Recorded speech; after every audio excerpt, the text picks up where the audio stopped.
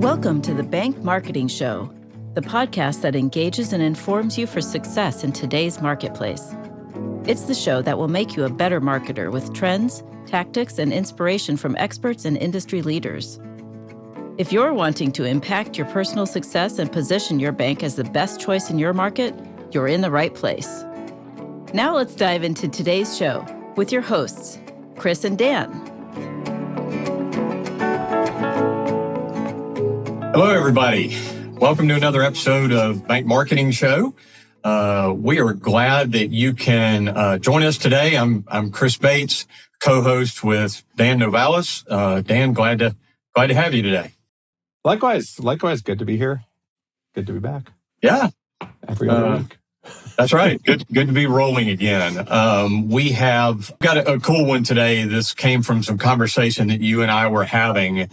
We've had recently on the show Gen AI professionals. We've had data folks. We've had this. We've had that. We've had some of these great guests on that have covered a lot of different topic areas, and I think you and I were kind of encapsulating that into resources for bank leaders and marketers, and kind of led to this conversation that we wanted to do a little deeper dive and kind of blow out that topic a little bit around resources that are available.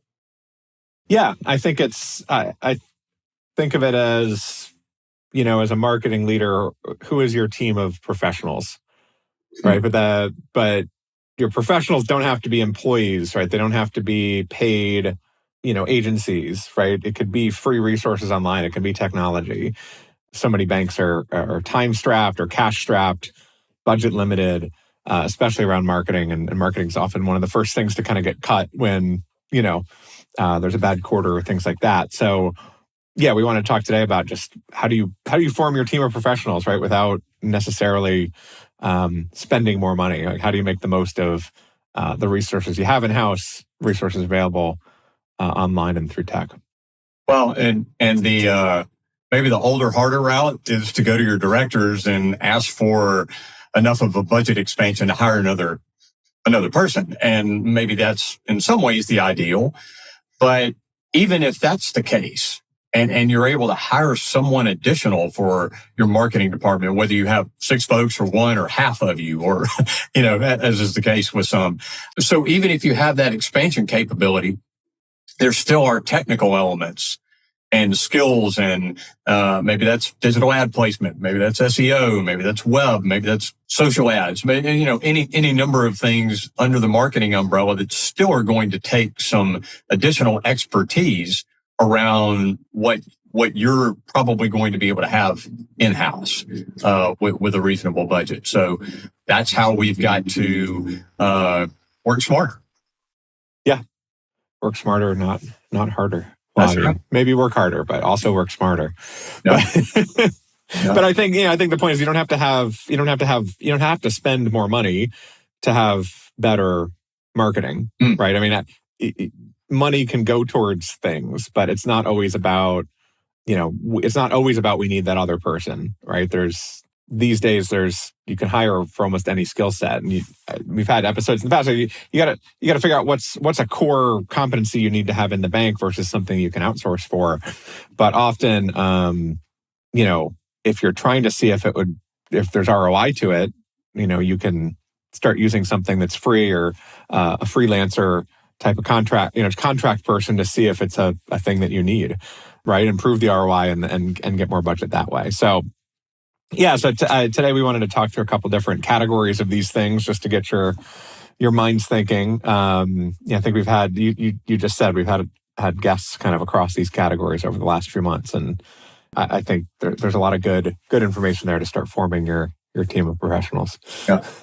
Dan, it's the mindset of if marketing is your purview and responsibility, whatever your official title or other roles may also be, is to be the coach. And so, where are you going to, there you go. Well, in today's college sports environment, you're going to have to pull some folks out of the portal. You're going to have to piece this, this team together from a variety of resources in order to make it work and be successful. And so we wanted to kind of pull apart and point to some of those. And Dan, you alluded to it and mentioned partnerships, and that can mean several different things, right? Yeah, it could be other, everything from like other, I don't know, other banks that you partner with to go in on loans together, like big loans, participation loans, right? From the kind of the business partnership level, but all the way down to just a social media partnership, right? A business customer of yours that has a following, and you can do joint posts together or joint content, right? So it's not necessarily like an agency partnership where it's a formal kind of business relationship, but it's who do you know, who helps, who do you communicate with in the in your community that you can go to market together, right? Sure, there's the formal sales partnership, referral partners where you've got an agreement and you're paying for referrals, that type of thing. But I think from a marketing perspective, what's a lot more common is just that, hey, we want to promote local businesses. Here's a coffee shop with a lot more followers than we have.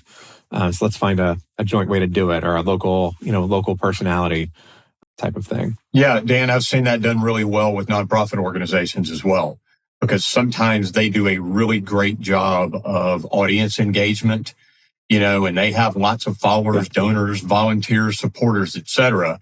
And if we as a bank are stepping in and doing a true partnership with them, that's going to lift them up.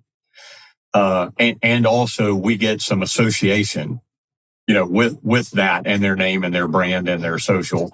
It can be tremendously beneficial for everybody involved. So, right, it's those outside of the box partnerships sometimes. Yeah, well, and it can be those partnerships. It's not just outside of the box partnerships. Outside of the box, like, maybe this is what you're saying, but ways you kind of go to market with the partnership, right? Mm-hmm. I mean, a lot of banks have a partner of the month where you're making a post about a customer's business, but we talked to Holly Brown a couple episodes ago, and she's actually got instead of trying to figure out how to market to attorneys, she might have an attorney write an article that's relevant to the bank's customers, right? And the attorney gets their name out there, benefits the bank gets content, it benefits both. There's ways to do that. And in the case of a nonprofit, right, like the bank is already donating to the nonprofit, we'll highlight that, but also, right, I mean, donate monetarily, but donate time, donate your social media audience, and benefit another organization as well. Mm-hmm. Well, that's a great thought. Dan, I know that another one that we had pointed out to kind of falls under the umbrella of networking, which can mean a number of different things. I mean, sometimes that's the obvious of networking. That's your state banking associations. That's your, some of those official groups. And it can be others that sometimes are far more narrowed in than that. And, sometimes some of the best ones are unofficial. I know that bank clients that your agency and mine have worked with is we have made introductions, Dan, for CFOs from, different banks that are in different parts of the country to chit chat together and kind of brainstorm together, and COOs and marketing folks and, all those kind of things, because from an agency partner perspective, we know how much they have in common. We're like, you guys have the same pain points. You're about the same asset size. You guys really need to connect. Where you are geographically has almost no bearing on, resolving some of those issues, or maybe it's diving into special programs, CRA, CDFI, whatever, those types of things. Hey, let's connect you guys, and you brainstorm together. So outside of kind of the official networking channels that we all know, and that you and I consider incredibly valuable, for banks to be involved with, associations, et cetera, sometimes there are those unofficial ones too, is bankers asking their partners, hey, do you know somebody who fill in the blank? And it's usually has this same pain point. Yeah. Well, and bringing social media back into it too, there's, that's hard. It's hard to do across the country just for a, bank, unless you're getting a connection through a partner. But there's online group, there's tons of LinkedIn groups. I know there's a couple organizations as well that try to just partner banks that, partner a bank up, that are both implementing the same CRM or something like that, and just share war stories, right? And I know, state associations sometimes have like CEO forums where, you're sharing information with a non-competitive bank in the state, but with social media, with LinkedIn, you can extend that across the country.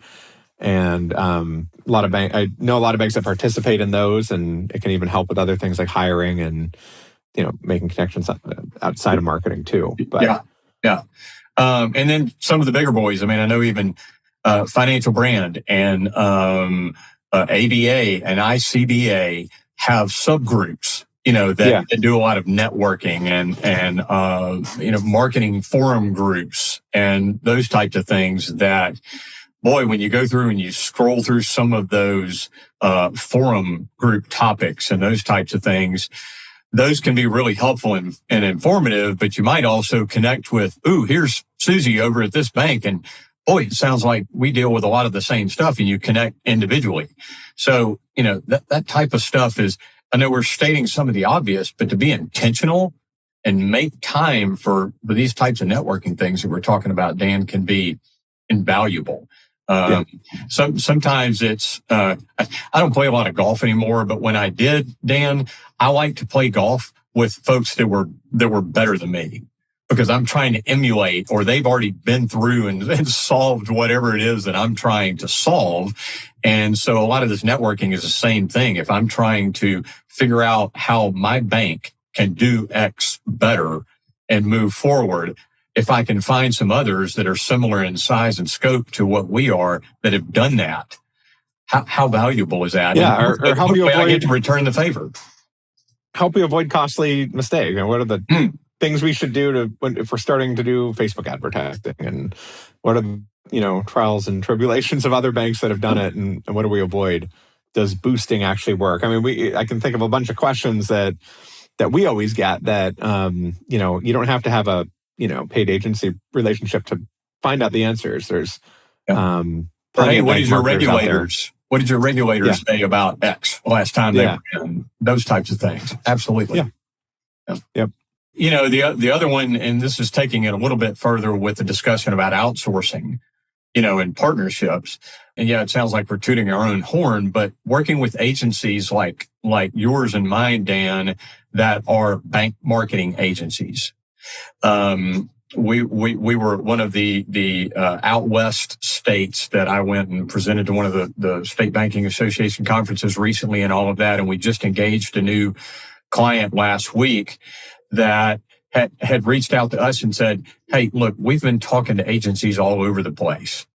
And until you came and we met you guys at the conference, we didn't even know it was out there for a specific bank marketing agency.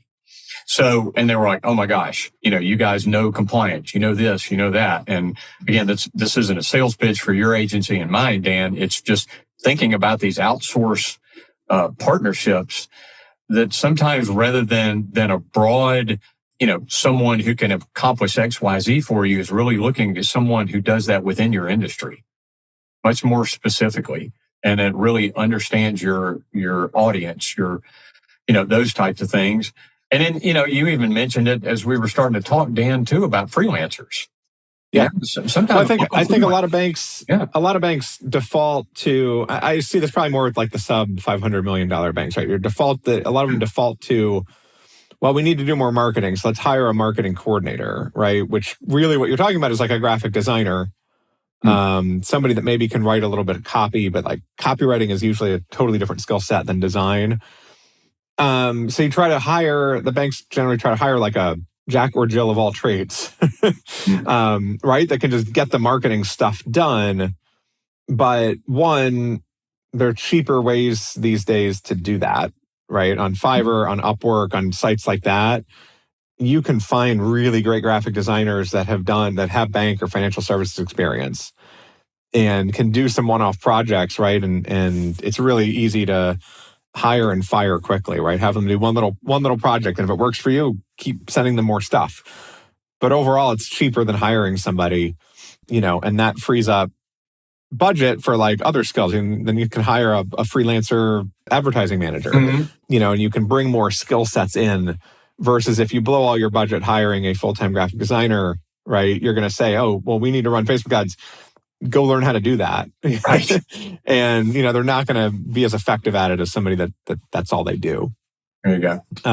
So think of, I think a lot of banks also have this dichotomy. Well, we're either going to hire or we're going to hire a full-time employee, or we're going to hire an agency to do all this stuff. But there's this middle ground of it doesn't have to be an agency. One of my long-term clients has a mixture of like, they've got agencies to work on the big stuff of like creative and branding and that type of strategy. But then, for graphic design, they have freelancers, or they decided they wanted like a specific kind of animated video at one point, and they went and hired, a freelance specialist for a one-time project that was probably $200 and got this cool video made. And, that person doesn't have to become a permanent part of the team. So it's just thinking more nimbly, thinking about what you want to do first, and then thinking about kind of what's the best way to implement that, versus just going to hire a marketing person by default. Dan, as you and I were prepping for this episode as well, another thing that you went straight to is tech, and which is a key one as we're talking about working smarter. And I know you and I can point directly to Ben Udell that we had on a couple of episodes ago, and his process with Gen AI and the utilization of Chat GPT and those types of things. And we'll link back to that episode in the show notes from this episode, as well as Holly Brown that you mentioned a few minutes ago, that are great resources. But man, it's not thinking about Gen AI as a replacer of jobs or a replacer of people. It's falls smack in the middle of this working smarter that you and I are talking about today. And, better utilization of your resources and time and all of those things. But it's also knowing how to use it right and use it well. Right. I've had conversations with some bankers that have been like, yeah, I jumped in and I tried to get it to write this, and really what I got out sounded very machinist and didn't really fit us. So I don't really use the platform. Yeah. And it's like, man, you haven't even learned how to drive the car correctly. Right. So, yeah, well, it's because technology is always advancing, like it feels like it has this promise of like, what's going to solve all my problems. And but like, it can often take more time at first, right? Like, and that's the hard part. It's like delegating or hiring a new person. Like you've got to train them for a few months, and then they'll be faster. But often when you hire somebody new, it's like, it might slow you down at first. And I think the same thing is true with technology. There's a learning curve. Yeah. And, that was the whole thread of Ben Udell's episode, was treat it like an intern. And you hire an intern and they're not going to be very good on the first day, right? But you train them and they get good and makes things easier for you. And it's the same thing with Gen AI, the same thing with you're doing CRM or Salesforce or any of that stuff. It's probably a huge investment of time when you start, but then it gets easier if you commit to it. And the one flip side, Dan, also can be along with that, it is, do be careful about shiny object syndrome, because shiny object syndrome in the tech world, we've been guilty of it, as an agency. And we had one in particular a few years ago that I think all 14 or 15 on my team, we were just drooling and thought this was going to be the greatest tech ever and was going to, do this and do that. And the further that we got into it, once we had committed ourselves to try this, it took a whole lot more steam and effort and work to actually get it to do the specific things we were looking for than it really would. It wasn't the best fit for exactly what we were trying to achieve. So we knew that it looked slick and cool, and we jumped out there. And so there can be mistakes on that side as well. But the utilization and learning proper prompting and templatizing and all of those kind of things for Gen AI and some of that stuff that's not going away is, if you're not fully utilizing it well, then probably not working as smart as you could. Yeah. And, you wouldn't go out and run a marathon without any training. You got to run for a minute first and keep growing it. It's the same thing. Test it out for some small projects, some small tasks, get used to it. And grow from there. Very well said. Yeah. Well, Dan, the other piece, kind of on the and others category that we want to tag on here at the end, and of course I was kind of kidding with you, but I was like, well, of course on this list we've got to include podcasts as a great resource. But podcasts and things that are on YouTube and all kinds of stuff, when you're looking sometimes for really specific information from good resources that can be explained to you about how to do X better.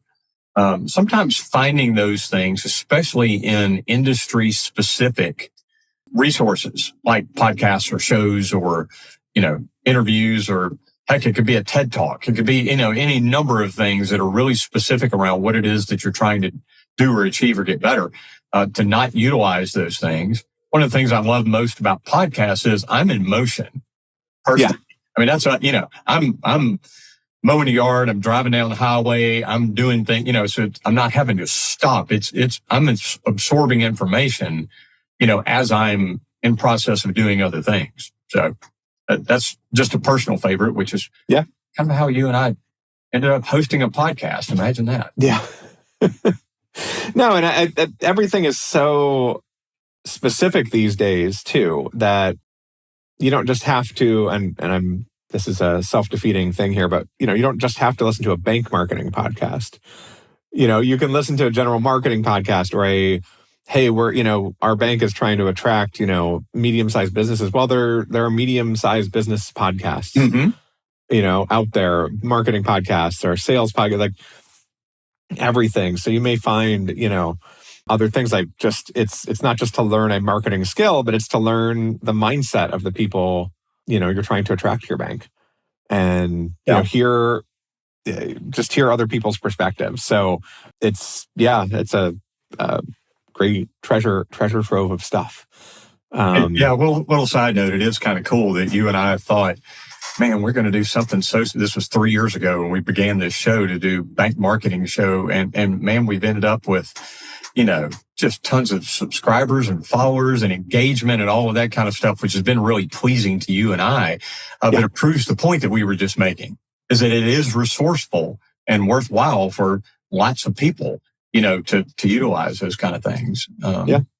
And Dan, you had brought up LinkedIn and influencers. I even thought about Facebook groups. Those are a couple of other areas. Yeah, and there's plenty of writers and just good social media people that are even into bank marketing stuff that maybe don't have a podcast or just do, but have lots of written supporting content. We mentioned the financial brand, like lots and lots of free content out there to help, and like podcasts, like every other week we try to serve up a topic that we think will be useful to you. Like, you follow a bunch of people on LinkedIn in the industry, right?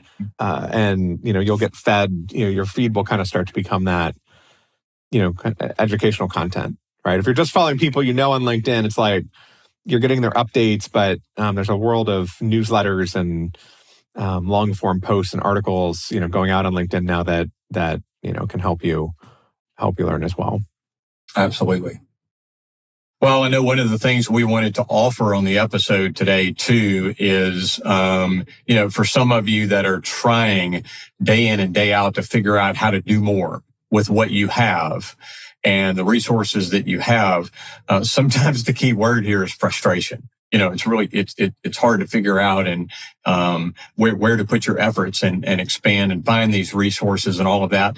So as always, Dan and I invite you to reach out to us together or individually, and we're happy to have conversations and maybe some best practices, including don't try that. Don't spend a lot of time on that. You're probably not going to get, the ROI for your own time, the value of your own time that you're looking for. Try this way, or to help make connections for you within the industry, those types of things. So go to bankmarketingshow.com if you haven't been there yet, and connect to us through there, and check out some of the other episodes and resources for the show here.